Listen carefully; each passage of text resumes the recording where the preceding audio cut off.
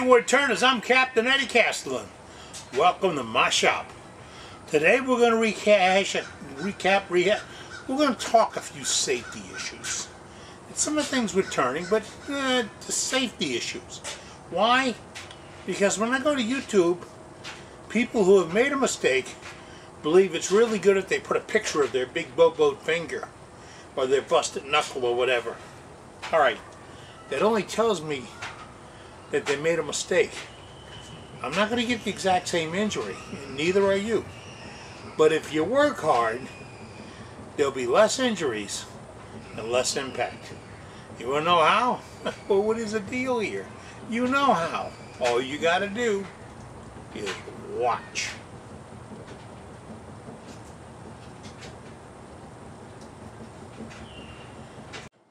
Okay, you're out in the shop and you're turning something. And it could be the log that came out of the firebox, or one you picked up on the side of the road, or anything else. It's just something you're turning. Now, I've had guys come to class here and have to turn with their special hat on. Now, this is my special hat. Ron Radliff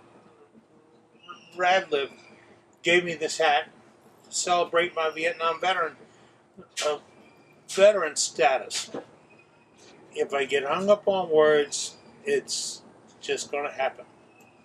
But Ron gave me this hat. It's my favorite one. When I worked down at the museum, I wouldn't go to work without it. And I'll take it in the shower sometime and rinse it off and buff it up. Just rinse it off. But that's my favorite cap. Now, if you have to have your favorite cap on to turn, you got to figure out something else to do. Why? Because if you're going to turn here in my shop, or one of my workshops, or someplace where I'm doing a lesson, you're going to wear one piece of equipment. No doubt about it. You're going to be suited up. Just like that. Now, you got a problem with this? Do you have a problem? All right, let me tell you a little bit about this. In fact, Steve called me to tell me about it the other day. Steve said he went out to turn something that was a little lop-doodle or whatever. It came off his lathe and it hit him smack dab in the middle of his shield. Right dab in the middle of his shield. Now let's ask Steve what happened if that 2x2, 12 inches long, came off the lathe at 3,000 RPMs and made contact with his face. He might put one of those videos up and say, oh, I got this bobo from what? From not being careful. Come on, get on board. Now, this is made by Uvex, UVEX. It's got a clear plastic shield. Now, let me save you some money by spending some money. Don't get the cheap shield. Why? It will crack. Get the good polycarbonate shield. It's from the same company. They make them in two different versions. They sell the lenses separate. Yeah, get the high impact and put your clear one up on the shelf. But get a good one. This is Uvex, UVEX. Now, there's a lot of people handling them now, so it's not hard to get a hold of. I had my bell rung almost 10 years ago wearing this very hat. Now, I was in the shop, and I was turning a block, and it got off, it got off the lathe. It was a piece of black walnut. It snapped in the middle, all right? And really, that's the reason I don't turn black walnut. Because the next two pieces I could make snap before I turned them. So, it came off and hit me square upside the shield. I was smart enough not to worry about turning off the lathe or anything else. No, here it is. Here's the truth. I wasn't smart enough. My bell had been rung. It hit me that hard that I wasn't bleeding anywhere. I didn't have any. I probably had a concussion under today's standards, but I was just hit hard. I walked out the door, stood here under the canopy at a table I have, the table right here. My neighbor sitting on the stoop over there says, "Are you okay?" And I said, "From where you are, do you see blood?" And he said, "No, I don't." I said, "Then I'm okay." Didn't even think about the concussion thing or anything. but I was okay. This saved me. Really did save me. So sometimes you see me demonstrate and you don't see the shield on. It's because the critical parts where I got to talk to you, I'll take the shield off. But I'm not turning big pieces. They're not going to get away from me. And I don't do a lot of gouges or catches. That's number one. Number two, and I got all my parts and pieces here.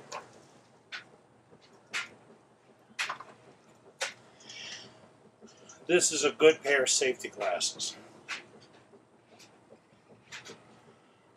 You can see. Besides, they're bifocal. You see them? This is not expensive. And you wouldn't believe where I got it at the Woodturners Resource. No, not that one. This came from Sam's. The Sam's store. That's right. Sam's. I bought 2 pair. They are great. They don't scratch. They don't get fuzzy. They don't give me a weird sense of things moving around. They use good safety glasses. And they fit. They get padded front on, little grippies on the back, nose guards, everything you'd want. It's all right here. One good pair of safety glasses. Again, take a look at this. This is from Sam's. If you have a Sam's or a Costco in the area that sells glasses, tell me you want to see safety glasses. If they take you to a rack and say, see all those glasses we can put out? No. You want safety glasses. They probably don't have them on display. They're probably going to tell you don't make them. Tell them to go to the catalog and find it. It's there. I love it when everybody that works at these places is an expert. Really. You know, I know better. I know this. I know that. No, you don't. What you know is what they taught you in the 10 minutes before they made you the department head or the chief of design or whatever. That's all you know. So if you get good safety glasses, and if you tell me, I'm wearing these and my optometrist says these are safeties. No, they're not. I've had these knocked off my face from my grandchild and had to snap them all back together again. That's not cool. Not cool at all. So, and he's a tough little guy, 4 years old. He has no problem looking at, or thinking he is. Let's see what else I got on the sheet. Ron caught me the other day. You see this? Ron saw this sitting over there. Ron says, I like that stopper. I had to call Ron, tell Ron it's not a stopper. That's the stopper. This is my pouring container. If I'm refilling a chainsaw or a blower or anything like that, to wrestle with a 2-gallon can of gasoline and trying to pour in a little bitty hole, it's just a freaking mess. And that's the nicest thing I can say about it. It's just messy. But if I pour about this much in that cup, I can squeeze the cup and pour it down in there and get it right in. It's not messy. Whatever I don't use, I pour back into the drum. Put the cap on it, I put the cup over it. Why did I put the cup over it? A long time ago, I was rebuilding a motorcycle. I loved motorcycles. So I was cleaning and carbureting on the other parts. And I had a cup on the table, and I reach over and take a sip of lemonade or whatever I had. Like right now. I got one of these Yetis. I love these things.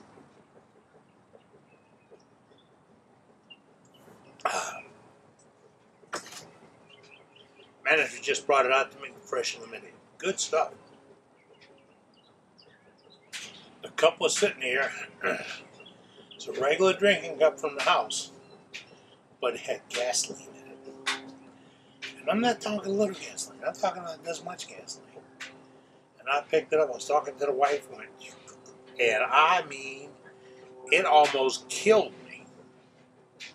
So, if I have that one cup, I know where it stays. I know what it's for, and that's where it goes between uses.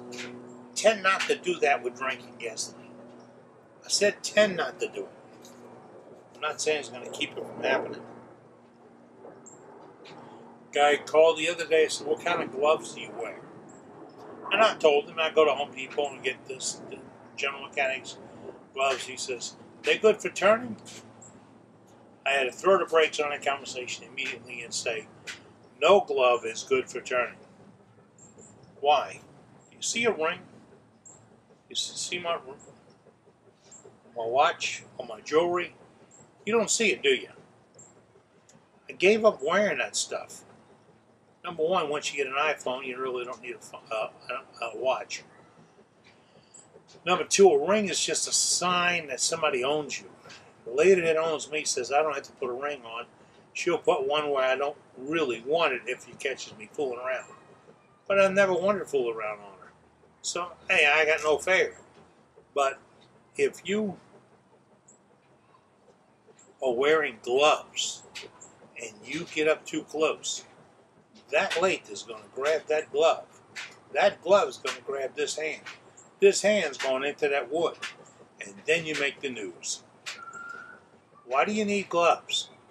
If it's too hard on your hands, you're doing something wrong with your tools. Yeah, but it don't understand that, okay? If I can fire my lathe up, I can take an irregular piece and show you. In about 5 minutes, we won't have that doom anymore. Because we'll get one section round and right off of it. Okay. Now you're not real cool about that. No gloves. No fingerless gloves, no special gloves, no motorcycle gloves, no work gloves, no gloves, no gloves, no gloves. Okay. Then I had another one, and I get this all the time. He bought a round bar for me for 1/2-inch cutters. No, he didn't. I only have 3/8-inch rounds. And in a couple of weeks, I won't have those anymore. Why? I really don't believe that that's an advantageous rig. If you're an older turner, if you're an older guy who's a new turner, and you put a cutter on a round bar, when you go in, and I'll use this to demonstrate. You go with that cutter, and it's cutting in, and it catches. It's going to roll around. Or it's going to bounce in your hand. You're going to end up with chatter you don't want. So if you go to a square bar, and you knock the corner off that left bottom corner, just round it off a little bit, you can roll it up on the side to do a sweeping cut, and it won't hang up. It won't mark your tool rest, and it won't be round. Guy sent me a picture of the bar. Nothing I made. Then later on in the conversation, I found out he got it his brother-in-law, who said he got it from me. You know what that says about brother-in-laws, huh? That's why they get a bad name. Then another guy said he's going to add tips to bars. I don't go. He was talking about a router bit. Yeah, they show out there. They show up in some catalogs, but they're showing up way in the back section of the cutters. Why? Because they're not proven, and they tend to grab.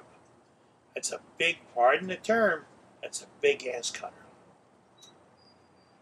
And if it's that big and that good for scraping, use something else. It's going to turn, spin, or catch and get you hurt. And if you drill it and put the tapenol in it, you probably didn't know anything about putting a shoulder on it or a flat spot, and you just created a weapon that your lathe will use against you.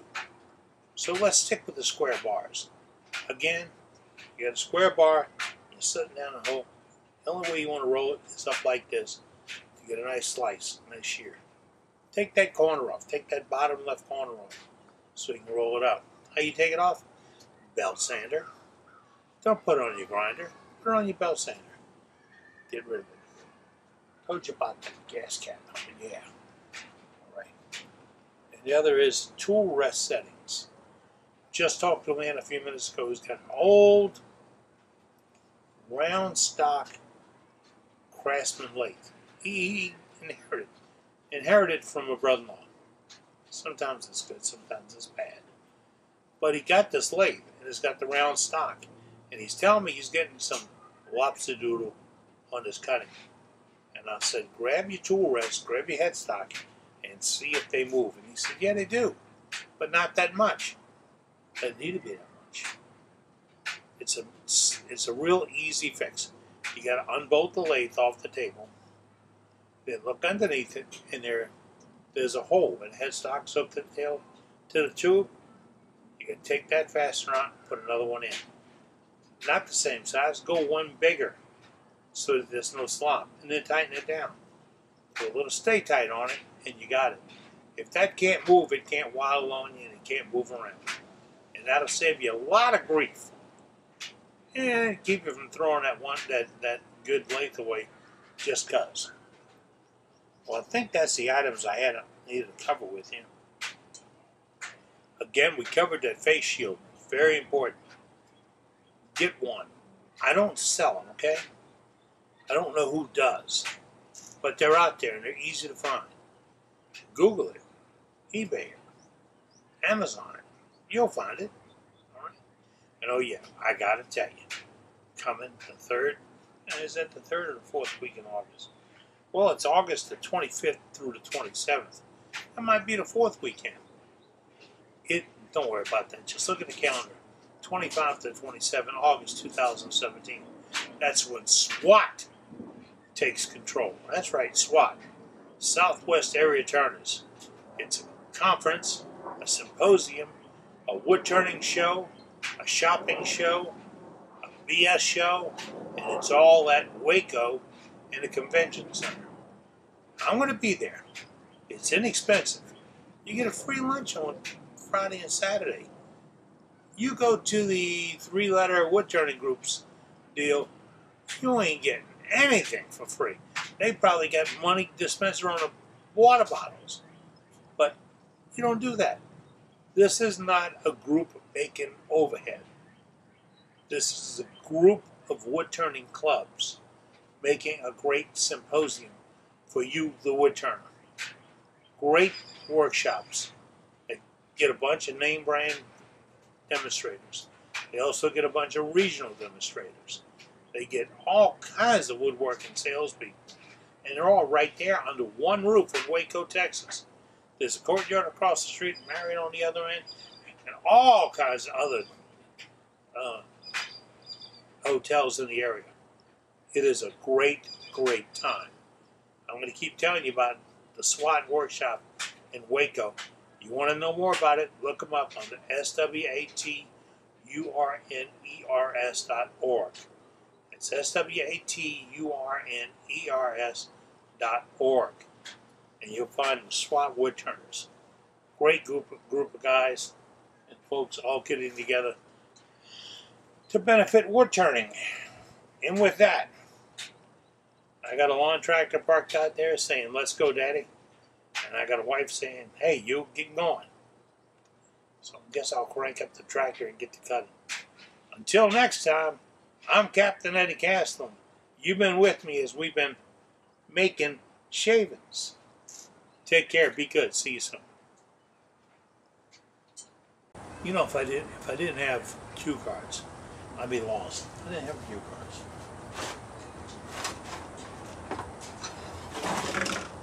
I had these. My 2 favorite adjustable wrenches. You see these? Yeah. Here's the deal. I keep 2 of them in my work box. This one's metric, and this one's standard. At least that's what the salesman at the hardware told me when I got them. I've never known a salesman to lie to me. Never. Well, maybe now I do. See you soon.